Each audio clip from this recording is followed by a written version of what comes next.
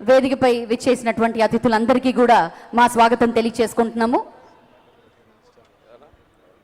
Cinematography minister Komatireddy గారికి స్వాగతం పలుకుతున్నాము. Tourism minister Jupally Krishnarao గారికి మా స్వాగతం పలుకుతున్నాము. శ్రీ పొన్నం ప్రభాకర్ గారికి మా స్వాగతం పలుకుతున్నాము. మరి ఇప్పుడు వారందరూ కూడా రాహుల్ గారిని సత్కరిస్తున్నారు.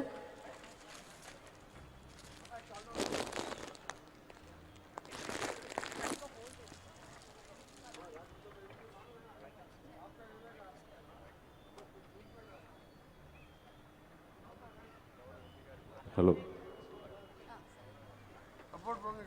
గౌరవ ఎంపీ గారికి కూడా మా ధన్యవాదాలు తెలియజేసుకుంటున్నాము.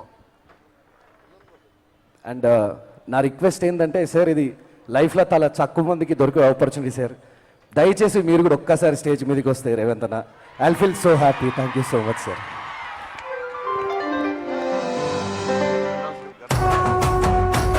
చాలా మంది కోరుకున్నాము.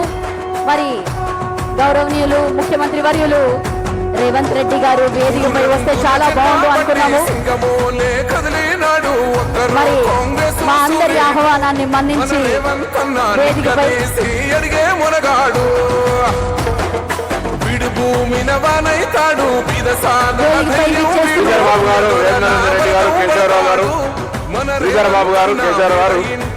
అరకార వేణుగోపాల్ గారు, శ్రీనివాస్ రెడ్డి గారు,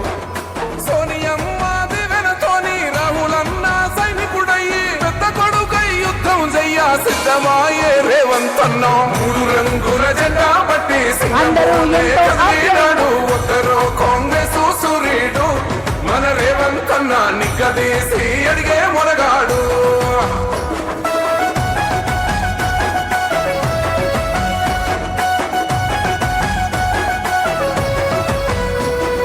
దాడులెన్ని జరిగిన గాని దడువలేదు రేవంత్ అన్న, గంతకంత ఎత్తుకు ఎదిగాడు.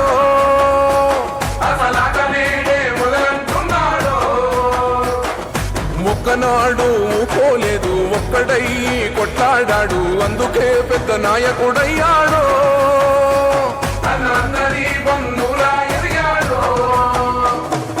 అమరవీరుల త్యాగం చూసి గౌరవనీయులు ముఖ్యమంత్రి వర్యులందరికీ కూడా మరొకసారి మా శుభాభినందనలు తెలియజేసుకుంటున్నాము.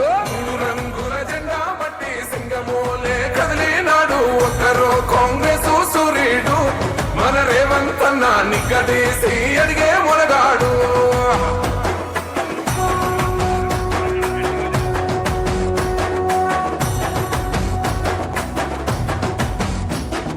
ఓహమంటూ లేనివాడు, అందరినీ కలిపేటోడు, ఆనాటి రోజులు తెస్తాడు. మన ఆశలన్నీ అలా మన రాహుల్ సిప్లిగంజ్ గారిని కలవడానికి ఆయన ఆహ్వానాన్ని మన్నించి వేదిక మీదకి వచ్చినటువంటి గౌరవనీయులు ముఖ్యమంత్రి వర్యులు రేవంత్ గారికి మా ధన్యవాదాలు తెలియజేసుకుంటున్నాము. Thank you very much sir. మరొకసారి మా హార్టీ కంగ్రాచులేషన్స్ తెలియజేసుకుంటున్నాము. మీలాంటి నాయకులు మాకు చాలా అవసరం సార్. తెలంగాణ ప్రజలు సుభిక్షంగా ఉండాలి అంటే, సంతోషంగా ఉండాలి అంటే మీలాంటి నాయకులు మాకు చాలా అవసరము.